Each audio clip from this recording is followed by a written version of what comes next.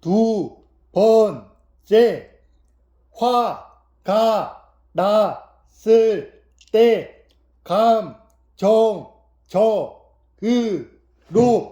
대처하는 사람. 평소에는 안 그런데 화가 나면 굉장히 감정적으로 변하는 사람들이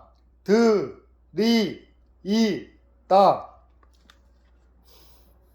갈등이 없을 땐 더없이 평화롭지만 갈등이 생기는 순간 냉수로 변하는데 이런 사람들은 어떻게 보면 폭탄과 같다. 화가 나는 순간 오히려 이성적으로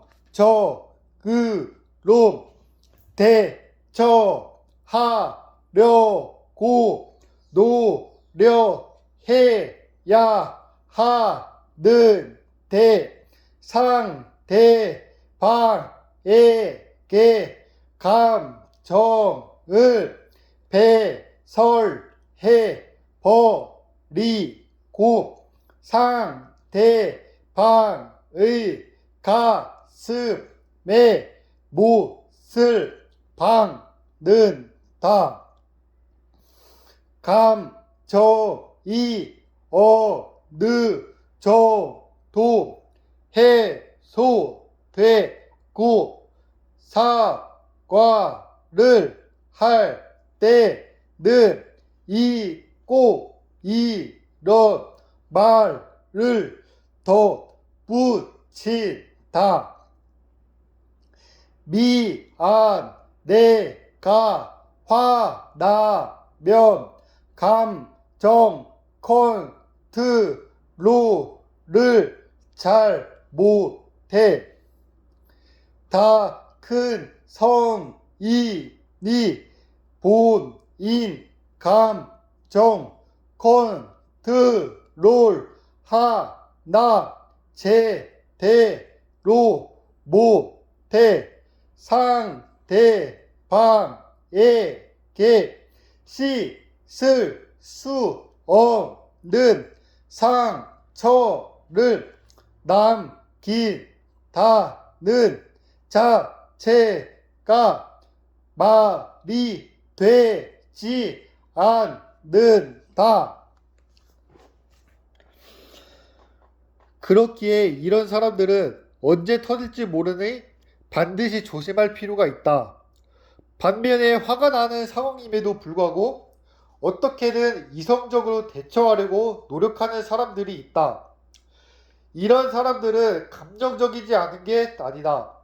다만 상대를 그만큼 배려하고 아끼기에 절대 씻을 수 없는 상처나 가슴에 못을 박는 행위를 최대한 안 하기 위해 스스로를 컨트롤하는 것이다. 나를 소중하게 생각해주는 이런 사람들은 평생 갈 사람들이다.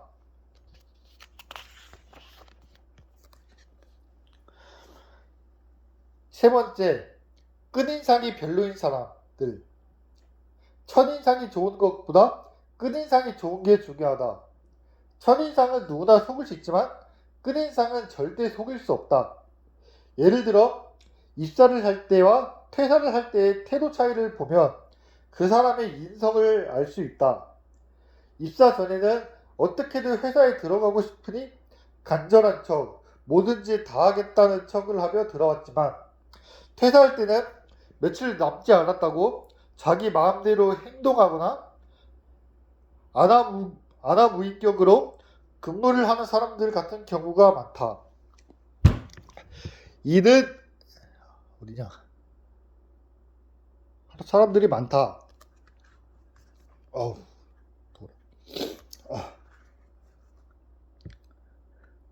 이는 비단 회사뿐만 아니라 인생 전반에 적용된다.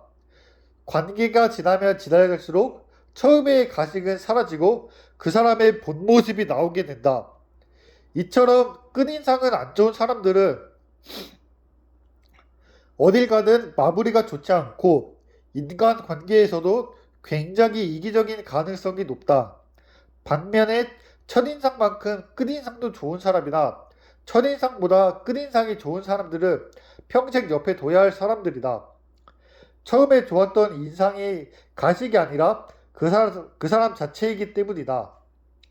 이런 사람들은 곁에 두면 분명 나에게 좋은 에너지와 영향을 준다. 친할수록 더더욱 지켜야 하는 4가지. 첫 번째, 상대방의 일반적인 희생을 당연하게 생각하지 않기. 상대방과 친할수록 상대방의 일반적인 희생을 당연하게 생각하지 않는 태도가 필요하다. 상대방의 희생을 당연하게 생각하는 순간 그 관계는 어긋날 수밖에 없다. 관계가 지속되다 보면 누군가는 필연적으로 더 희생하고 더 배려하는데 그 배려나 희생을 당연하게 여긴다면 그 상대방은 실망하고 내 곁을 떠나게 된다. 그렇기에 상대방이 나를 위해 희생하고 배려해 준다면 그걸 당연하게 여기기보다 나도 그 사람을 위해 어떤 걸 해줄 수 있을지 고민하는 태도가 필요하다. 두 번째, 적당한 거리 유지. 너무 가깝다는 이유로 서로가 거리를 유지하지 않는다면 그 관계는 서로에게 부담감을 안겨준다. 예를 들어 상대방의 일거수일투족을 내가 다 알아야 된다는 이상한 신념을 갖는다거나 적어도 한 달에 한 번은 반드시 만나서 서로가 즐거운 시간을 보내야 한다거나 하는 것들을 상대방에게 강요하면 상대방은 그로 인해 굉장히 스트레스를 받고 힘들어할 수 있다. 그리고 그런 불안감은 결국 서로를 어긋나게 만든다.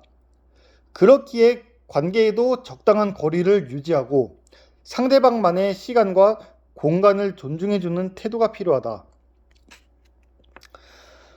세 번째, 다른 사람들 앞에서 그 사람 낮추지 않기. 지금은 연락하고 지내지 않지만 예전에 꽤나 친하게 지냈던 지인이 있다. 그런데 그 지인은 항상 남들 앞에서 나를 낮췄다. 처음에는 장난이라고 생각하고 웃어넘겼는데 그 정도가 계속 심해졌다. 누군가가 나보고 대단하다고 멋지다고 하면 에이 쟤 별거 없어. 저거 다 보여주기 식이야 라고 한다거나 야 저거 하는 거 생각보다 쉬워. 금방 해. 쟤도 하는데 다 하지. 라는 식으로 나의 노력과 성과를 쉽게 폄하하고 사람들 앞에서 나를 깎아내리는 데 혈안이었다.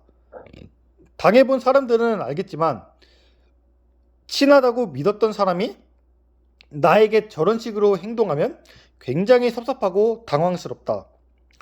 그리고 서서히 마음속으로 그 사람을 지우게 된다.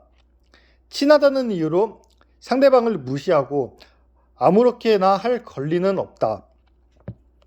네 번째, 과거의 그 사람 그 모습으로 현재와 미래까지 섣불리 판단하지 않기. 사람의 과거와 현재 그리고 미래는 분명 달라질 수 있다. 하지만 오래 알고 지냈다는 이유로 친한 누군가와 무언가를 한다고 할 때 야, 너 예전에는 그런 적 있잖아. 또 포기하게? 라거나 내가 본 너는 그건 잘 안 어울린다. 차라리 딴 거 하는 게 어때? 라며 과거를 토대로 상대방을 섣불리 판단한다. 하지만 그 태도는 전혀 바람직하지 않다. 그 사람은 당신이 그렇게 얘기하는 순간 굉장히 실망할 것이다. 과거에 실패했다고 현재에도 실패한다는 보장은 없다. 그렇기에 이런 경우 그냥 믿는다. 힘냈으면 좋겠다. 잘 되길 바란다. 해낼 수 있다고 믿어. 등의 짧은 한마디가 훨씬 더 힘이 된다. 관계 레전드 조언 4가지. 첫 번째, 경조사에 초대받았다고 다 참석하지 않아도 된다. 직장 생활을 하게 되면 청첩장을 생각보다 많이 받는다. 사회 초년생일 때는 웬만하면 시간을 내서 참석하려고 한다. 왠지 꼭 다 가야 할 것만 같은 느낌이 들기 때문이다. 그런데 굳이 시간이 없는데 억지로 시간을 내서 경조사에 참여할 필요는 없다. 그렇게 어색하게 여러 군데 참석하기 하는 것보다 그 에너지를 모아 정말 축하하고 싶은 사람의 결혼식에만 참석해서 진심 어린 축하를 해주는 게 훨씬 좋다. 특히 연락도 없다가 뜬금없이 당신을 초대한 경우에는 더더욱 참석할 필요가 없다.